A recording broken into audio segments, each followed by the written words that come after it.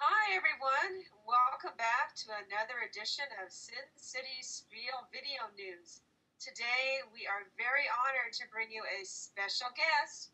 Straight from Minnesota, we have Phil Drobnik, Project 21 Men's National Curling Coach, and Nick Katinsky he's our commissioner of Sin City Spiel, and I'm Cindy Ronzoni, the PR commissioner. Hey Phil, we're just going to jump right into it. You just came off of another spiel. You were in Fort Wayne. What were you doing there? We were in Fort Wayne. They had the first annual cash spiel of the season. It's on the Great Lakes, the new Great Lakes curling tour, and so they had a 15 team event out there. They had in total they had 60 teams. They had a 5-year and under division.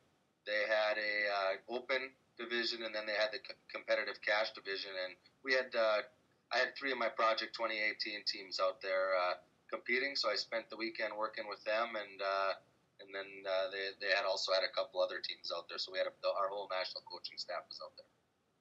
So these are all competitive curlers that were there. You're not going to get the types that we're having at Sin City Spiel at all, or?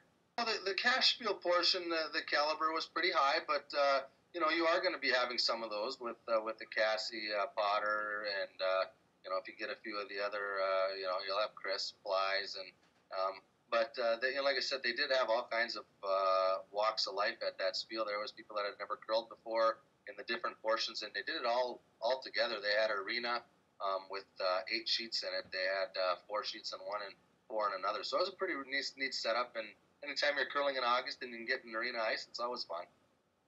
So would you say that everyone's pretty much in curling shape already across the country, or?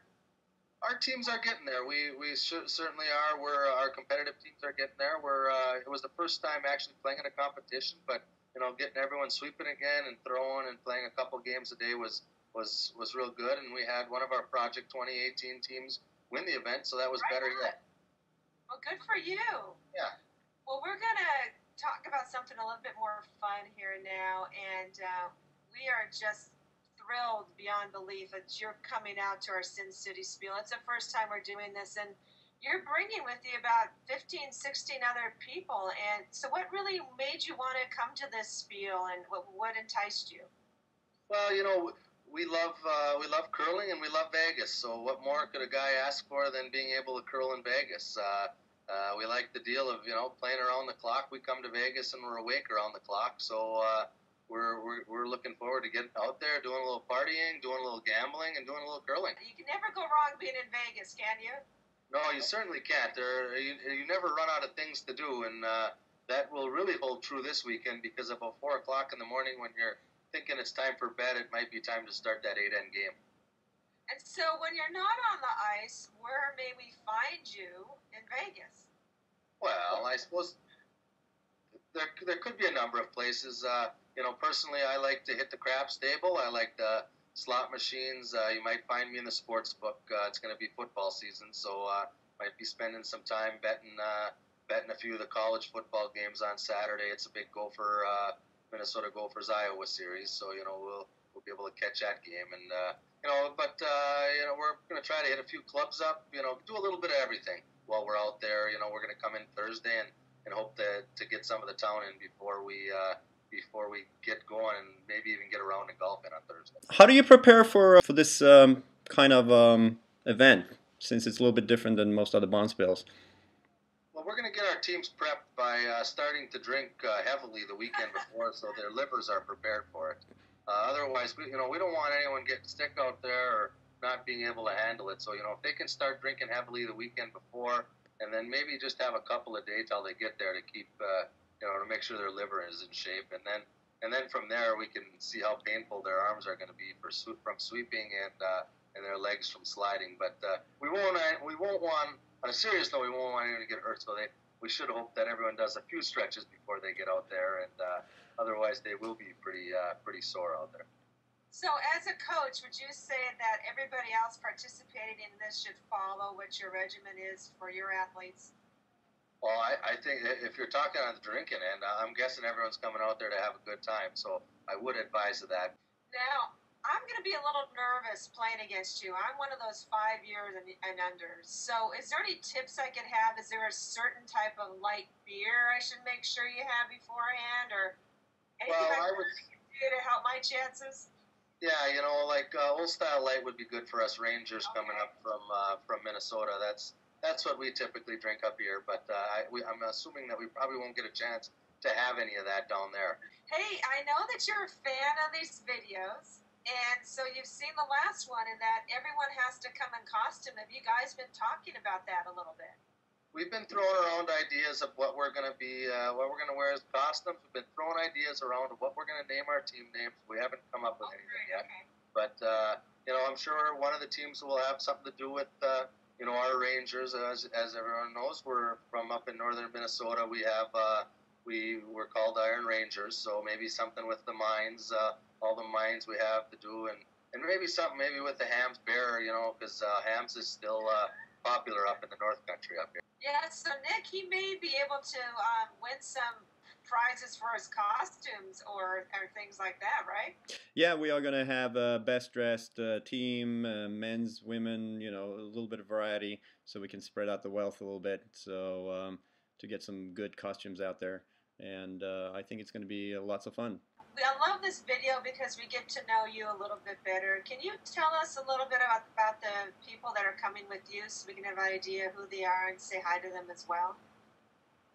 Yeah, I've got, of course, Chris Plies is coming along with us. The curling world knows Chris Plies, and you've already done a little thing on him. But I've got a lot of the league curlers that play league with me that are coming along. I have my dad, Tim Drobnik, that's coming along with me. He's been curling for years, and a bunch of guys. They're going to come out and they're looking to have a good time. They love Vegas. They're going to be some of the funnest people that you'll be able to hang around with. Always be willing to have a beer no matter what time of the day it is, and always be good for a laugh. And they're also guys. Some of them I've only curled a couple times. A lot of the guys we have are former hockey players. They played hockey in high school, so that we actually have a couple of high school state champions, Andy Sacchetti and Dan Heitzman, Minnesota State High School hockey champions, that'll be coming out with us too. So they're pretty used to the ice.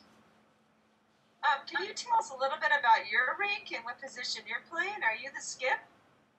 I will be playing with my dad, and so he will probably be skipping, and I might be throwing last rocks. So every time we play together, it's kind of a decision. He always skips, but it's a decision as to whether he wants to throw last rocks or whether I want to. And since it will be October, and I've been on the ice quite a few times, I'm guessing it'll end up being me throw last rocks, and he'll probably play third.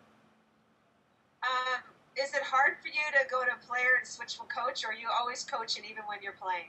Then it'll be a nice, relaxing time to get out on the ice and actually be able to throw rocks and not have to worry about the coaching aspect. But I always am thinking of that type of things, and I know there'll be a lot of curlers out there that maybe haven't had a lot of experience around coaches, and I understand that there's a learn to curl and there's things like that that's going on. So we're all going to be, anyone in my group are going to be willing to help out.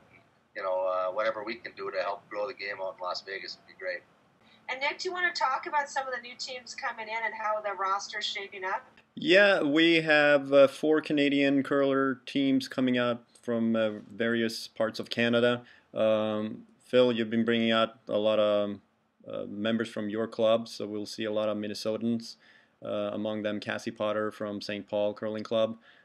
We do have Pittsburgh, Philadelphia, New Jersey, North Carolina, Denver, Broadmoor, Utah, California, and Evergreen, and we just got a good variety. Seattle's bringing out teams, so we're shaping up pretty good.